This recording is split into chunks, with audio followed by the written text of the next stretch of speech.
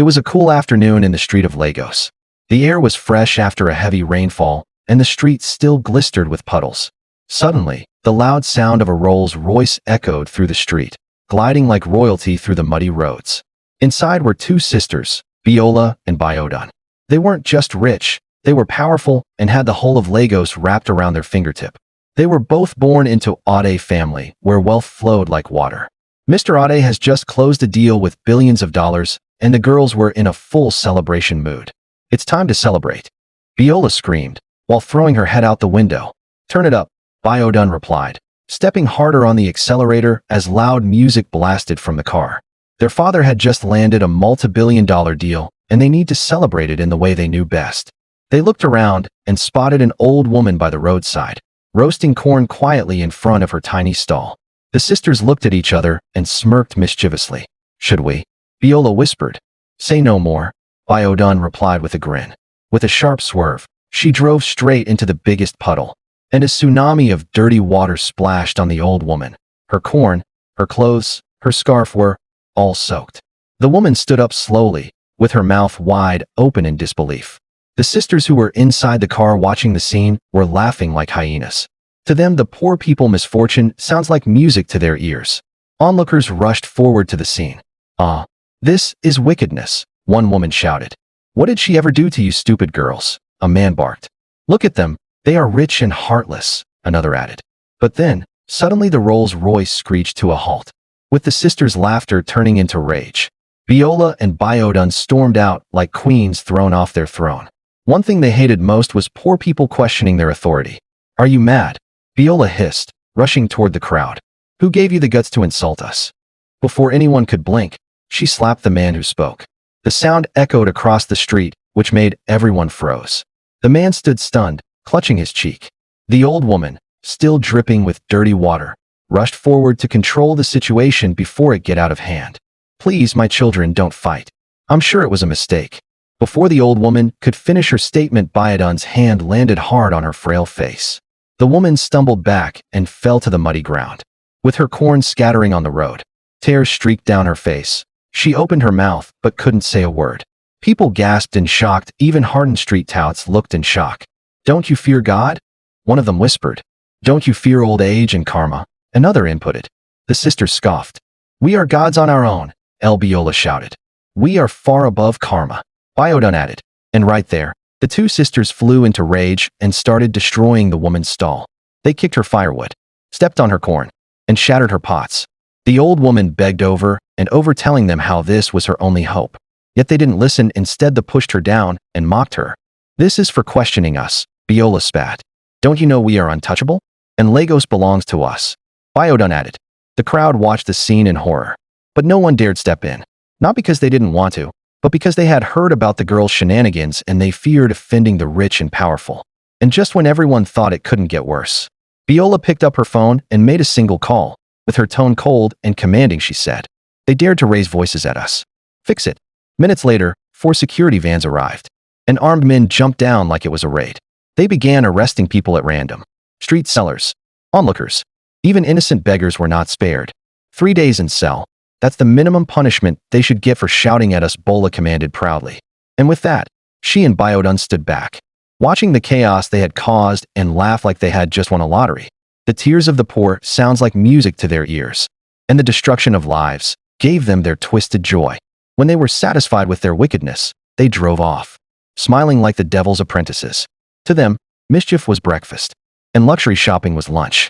After all, this was their usual routine. They used power to crush the poor, then go buy luxury. Their story didn't start like this. It all started with innocent mischief, playing tricks on housemates, mocking poor neighbors for fun. But with time, and too much pampering from their parents, their hearts darkened. "My angels can do no wrong," their father Chief Ade always said. He spared the rod, and spoiled them rotten. And so they grew into spoiled, wild, entitled brats. And now as grown women, they were untouchable. With just one phone call, they could shut down a whole street. With one post, they could ruin reputations. With one whisper, they could cancel lives. They wore the crown of Lagos big bullies like a badge of honor, and no one dared compete. They walked back into their porch's car as if they had just done a noble deed, and continued their journey. It wasn't long before they drove into one of the most expensive boutiques in Lekki. As usual, the moment Biola and Biodun walked in, the boutique doors were shut for everyone else. Everyone around their clique knew the rule. If Biola and Biodun are shopping, no poor person is allowed inside, unless you're part of their rich inner circle. They moved through the store with pride, browsing through designer dresses, luxury perfumes, and imported handbags. But just as they were getting comfortable, a plain-looking, heavily pregnant woman, who was breathing heavily, with her face flushed from stress, stepped into the boutique, and she didn't know the untouchable sisters were present, nor did she know about their ridiculous rule. She was only trying to grab a few things before her hospital round. But what happened next was something no one saw coming. As she hurried down the boutique, her bag brushed against Biodun. Biodun froze. Then she exploded. "Who let this riffraff in here?" she screamed at the boutique owner. The pregnant woman turned in confusion. "I'm sorry, I didn't mean." But before she could finish, Biodun shoved her hard, and the woman stumbled backwards, with her hands protectively holding her stomach. Then she fell to the floor. The boutique staff gasped in frozen shock. The pregnant woman looked up, with her eyes soaked with tears. "I'm sorry," she whispered, with her voice trembling. But instead of mercy, the sisters' rage only deepened. "Are you blind? Can't you see we're shopping? And this place is off limits to people like you." They grabbed anything they could lay their hands on. Perfume bottles, folded clothes, price tags, and began throwing them at the pregnant woman. She curled up in pain, trying to protect her unborn child. Yet they didn't stop. The workers just stood there, frozen and terrified. No one dared move. And still, the sisters commanded their boutique should be shut down for ruining their mood. "You allowed nonsense into this store? Close it down immediately," Biola yelled. Then, they stormed out in anger, got into their car, and began mocking the pregnant woman. "Imagine a poor person thinking she deserves to give birth," Biola sneered. "Her child go suffer." They burst into laughter again. To them, the pain they caused was entertainment. "We've done enough today," Biodun yawned. "Let's go party." And just like that, they drove off to their home, laughing, smiling, partying hard until they fell asleep, with not a single thought about the woman they had hurt, and not a shred of remorse. To them, they were still untouchable. The next morning, the Ade household was thrown into chaos. Biodun's scream echoed through the mansion, shaking everyone from their sleep. "Who are you?" she cried out, stumbling away in fear. Her voice sent panic across the house. Maids dropped the trays they were holding in fear, and Mr. and Mrs. Ade rushed into her room with panic. There, sitting on the bed, was a wretched-looking girl with sunken eyes, dry lips, and skin that looked like it hadn't felt lotion in years. Biodun's voice trembled in rage. "How did this dirty thing get in here? Where is Biola?" She screamed louder. The girl on the bed sat up, feeling confused and drowsy. She rubbed her eyes, looked around, then said softly, "Biodun, why are you screaming like that?" "It's me, Biola, are you okay?" Biodun backed away like she had seen a ghost. Mr. and Mrs. Ade stared at the stranger in disbelief. "Who are you?" they yelled in unison. "What is your mission here?" "Security." The girl stood up, trying to understand what was happening. "Mom? Dad? What are you talking about?" "It's me, Biola." But before she could say another word, the security men stormed in. With no questions asked, they bundled her out, then tossed her out through the back gate like she was garbage. "I'm your daughter. I'm Biola," she screamed over and over. "Please, look at me." But no one listened. Back inside the mansion, panic deepened. The family started searching for Biola up to no avail. Her phone was still in the room, and the staff had no clue about her whereabouts. They checked the CCTV footage, but it only showed one strange thing. Biola walking into her room last night and never coming out. It felt like she had vanished into thin air. Meanwhile, outside the gates, Biola lay on the ground, bruised and bleeding. "Why can't they recognize me?" she asked herself over and over again. With the little strength left in her, she dragged her weak body to the mirror beside the gatepost. And when she saw her reflection, she screamed, "No, no, no. This can't be happening," she gasped. Her face, that perfect, glowing, admired face, was gone. Her smooth skin was now rough and scarred. Her eyes were hollow and tired. Her body was now frail and bent like a woman who had suffered for years. She looked just like the women she used to mock. A beggar, a hawker, a roadside nobody. She covered her face in horror with tears streaming down her face. "This is a nightmare. This is a curse," she sobbed. Then banged on the gate, pleading and crying, hoping someone would recognize her voice. But no one did, not even her own mother. With no hope left, she sat by the roadside broken and lone, lost in a world she once laughed at. The same world she believed she was above. Now she was one of them. And not even her shadow remembered her name. With no hope and hunger burning through her belly, Biola stumbled into the city, with one foot dragging after the other. She looked like a ghost of her former self. Her once sparkling eyes were now hollow. Her feet were bare, and her beautiful voice was now almost coarse. She went from house to friends she had once sprayed dollars on, friends who used to worship the ground she walked on. But when they opened their doors, all they did was took one look at her and burst into laughter. You tried to tell them secrets they knew about each other, still yet they were not ready to associate with her. You, Biola? Please get out before we call security. See this mad woman, impersonating billionaire Biola. They shoved her out like trash. She wandered the streets all day, begging for food. But instead of mercy, she was met with mockery. Even beggars refused to share. You look like someone who have an evil soul, they said. Some crossed the road when they saw her coming. Others laughed, thinking she was crazy. And just when her legs could no longer carry her, just when the world felt like one big wall closing in, she collapsed. But a pair of gentle arms caught her before she hit the ground. She looked up, and her heart nearly stopped. It was the old woman. The same old woman she and her sister had mocked. The same woman whose corn they had destroyed, whose dignity they crushed, and whose tears they laughed at. My child, the woman said softly. Where are you coming from, and where are you going to? You look so broken. Biola's lips trembled. She wanted to run, to vanish, to hide her shame, but she couldn't move. The woman, sensing her silence wasn't arrogance but pain, gently helped her up. She took her to a tiny, abandoned old house. The walls of the house was cracked. It had just one chair, no fan and no fridge. She sat Biola down looking at the poor surroundings. The old woman was leaving, and for the first time, she felt guilty. She watched the old woman with sad eyes as she disappeared into her makeshift kitchen. After a few minutes, she returned with a plate of cold rice. The last food she had. Here, my child. This is all I have, she said. Biola looked at the food, then burst into tears. Food she wouldn't have given her dog before. Now looked like a royal banquet. She fell on her knees and began to weep uncontrollably. I'm sorry. Mama, I'm so sorry. I'm the same girl. The one who splashed you with water. The one who slapped you. The one who ruined your corn. Please forgive me. The woman's eyes softened. She sat down beside Biola and gently touched her head. Fate has already taught you the lesson I couldn't. I forgive you, my child. She pulled Biola into a warm, shaky hug. You can stay here for now, until you find your way again. Biola felt something she hadn't felt in a long time.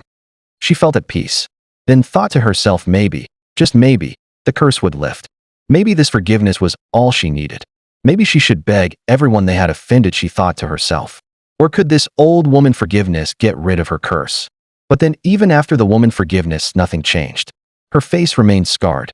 Her body remained fragile. And her beauty was still gone. She looked around and saw how miserable the old woman was. She was struggling to live, with no husband and no children nearby. Biola thought to herself, maybe if I do good deeds I can stop this curse, and so she made a decision. She would work and earn, then help this old woman, somehow. She started searching for a job, but the only job she could get in her dirty, worn-out state was a cleaning job at a roadside canteen. When she started, her hands bled from carrying buckets and sweeping charcoal dust. Her feet blistered from standing all day. Yet all they pay her was peanuts. That was just enough to buy bin-down select clothes and a sachet of pure water. But she didn't complain. Every evening, the old woman would wait at the door, smiling, encouraging, teaching her how to pray and how to survive. But just when Biola thought she had finally found peace, the door swung open one afternoon, revealing the old woman's son who had just came back from school. He recognized Biola in seconds and flew into rage. You, he shouted. You're the one who disgraced my mother. Biola tried to speak, but her voice cracked, and he didn't even give her a chance. Get out now. Leave this house. The old woman pleaded, but the boy wouldn't listen. And so, Biola was thrown out again. This time, with nowhere to go. She found herself sleeping under the bridge, wrapped in a torn scarf, shivering in the rain, while trying to survive. The girl who was once a queen of Lagos was now just another shadow on the street. And the worst part was her parents and sister still couldn't recognize her. Meanwhile, back at the Ade household, everything was falling apart. Their downfall was fast, brutal, and unexplainable. Multi-billion naira contracts were suddenly withdrawn. Even one of their largest shipments was mysteriously seized. And overnight, their entire warehouse was burnt to ashes. Mr. Ade pulled every string he could, He called his old friends, powerful politicians, rich entrepreneur. But the phones rang unanswered. The worst part was some of them blocked him. And the other rich people who were under Ade privileges showed their true colors and mocked them. The same people who once praised them now acted like they didn't exist. Their bank accounts were frozen for fraud, and their remaining properties were seized. The almighty Ade family reputation was destroyed beyond recognition. But the biggest pain of all was Biola was still missing. With no trace, no call, and no ransom asked. It was as if she had vanished into thin air. And while things spiraled out of control, Biodun was the face of the disgrace. The same friends who once screamed her name now mocked her online. Old videos of her bullying people resurfaced, and people laughed at her downfall. Pride comes before a fall, they said. This is karma in high heels. No one offered to help her.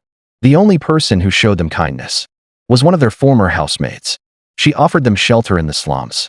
Imagine, a whole Ade family now went from living in a marble mansions to living in a mosquito-filled rooms. Now begging for food they wouldn't even have spared a glance before. And then one day, as Mr. Ade and his family sat in front of the dilapidated house, they were staying with each of them lost in their own thoughts. A weak voice called out, "Daddy?" When he looked up, his heart stopped. It was Biola, but not the Biola they knew. This girl was barefoot, wearing torn clothes. Her face was sunken, her hair matted, and she looked lost and broken.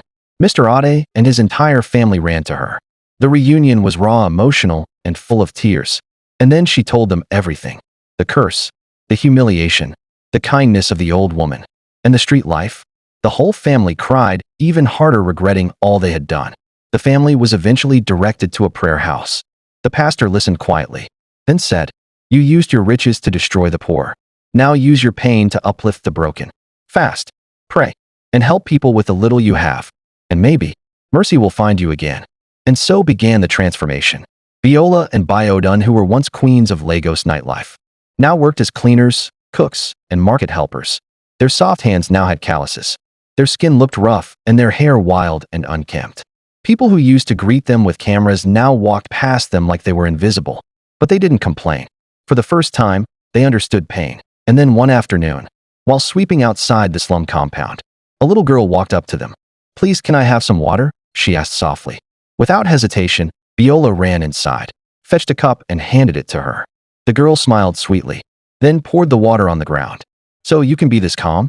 I thought you said you were untouchable." Biola and Biodun froze. That voice, that face. It looked familiar. Suddenly, it clicked. Years ago, they saw this same girl eating ice cream in front of their mansion, admiring their cars and the luxury. She was just sitting quietly, dreaming of a better life while waiting for someone. Then they saw her and targeted her for fun. They had mocked her, beat her, and even snatched the money she was holding, claiming she doesn't deserve it. The little girl knelt down and begged, "Please, my mom is sick. I need to buy her medicine." But they didn't listen. To them, she was a nobody. They tore the money and sent her out like a dog. And now here they are, she stood before them, smiling with power in her eyes. "You never knew what I carried inside me. You never knew the type of person I was. You just felt she can punish me and go scot-free. Never underestimate people. Some of us were born with power, not to show off, but to teach those who misuse theirs." She looked at them one last time. "I forgive you." And just like that, she vanished. Biola and Biodun stumbled backward in shock. They rushed inside and told their parents what had just happened. Mr. Ade stood still, as if struck by lightning. And right then, the phone rang. Their contract were restored, and the properties were given back. Biola regained her beauty, and they were back to being rich and powerful. But now the girls had wise up. They made sure they started an NGO helping the less privileged. Remember, never underestimate people. Life is deeper than it seems.